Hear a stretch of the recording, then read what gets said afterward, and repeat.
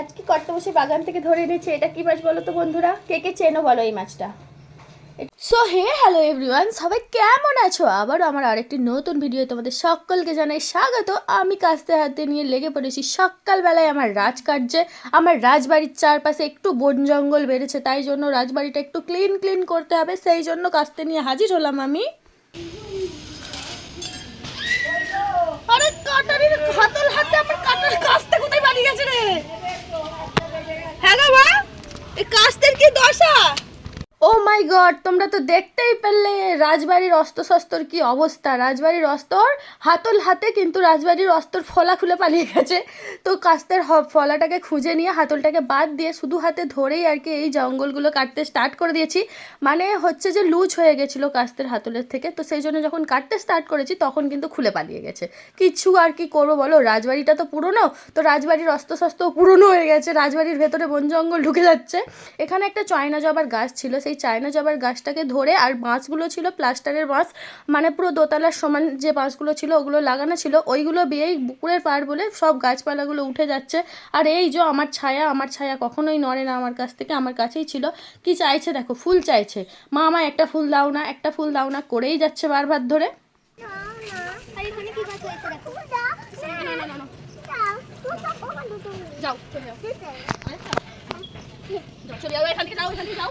এতদিন গ্রীষ্মকাল ছিল, এবার হালকা হালকা মানে বর্ষাকাল পড়ছে, সেই জন্য হচ্ছে বৃষ্টি পড়ছে, আর পুরো পুকুরের পাড়ে বন জঙ্গল ভরে গেছে। তো সেই পুকুরের পাড় থেকেই সব বন জঙ্গলগুলো উঠে আমার বাড়ির চারপাশে হয়ে যাচ্ছে। তো সেইগুলোকেই আর কি আজকে একটু পরিষ্কার করে দিলাম, কেননা একদমই বিচ্ছিরি দেখতে লাগছিল। সকালই এই কাজটা করে দিলাম।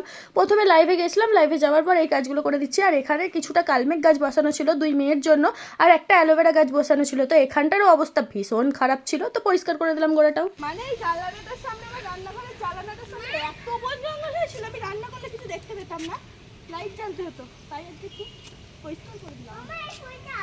আর ফুল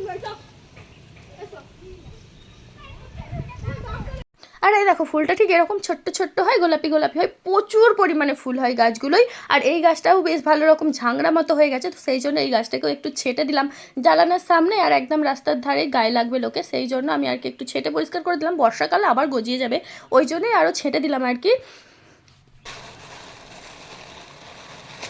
আজকে কট্টবসী বাগান থেকে ধরে এনেছি। এটা কি মাছ বলো তো বন্ধুরা? কে কে চেনো বলো এই মাছটা?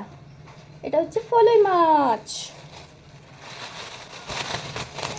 পলিথিনের মধ্যে আরও কয়েকটা মাছ ছিল, কই মাছগুলো যাইয়ে দেবো সেই জন্য ঢেলে নিলাম। আর ফলই মাছটা আর একটা কই মাছ রান্না করব, কেননা তোমরা ভালো মতোই জানো ফলই মাছে ভীষণ পরিমাণে কাঁটা থাকে, তো এই মাছ খেতে পারবে না ছোটো ছোটো, তার জন্য কই মাছ করবো আর ফলই মাছটা কাটবো, আর কিছু মাছ যাইয়ে দেবো।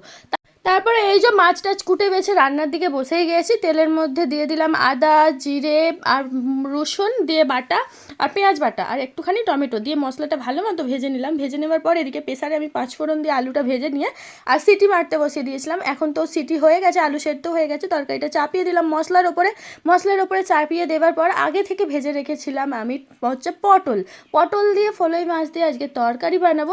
তোমরা ভালো মতোই জানো আমাদের বাড়িতে বেশি আমি হোজো রান্না করি না, এক তরকারি চাটনি ভাত মাছের ঝাল এরকম করলেই সবাই খেয়ে নেয়, তো সেই জন্যই আজকে ওই পটল দিয়ে মাছের ঝোল করব, সেই জন্যই। তো কিছুক্ষণ পর আমি মাছগুলোও দিয়ে দিলাম, পটল আলু সবই ভালো মতন কষাও হয়ে গেছে, সেদ্ধও হয়ে গেছে। এবার এই যে মাছগুলো দিয়ে দিলাম, কিছুক্ষণ পর আমি নামিয়ে নেব, হয়ে যাবে আমার রান্নাটা।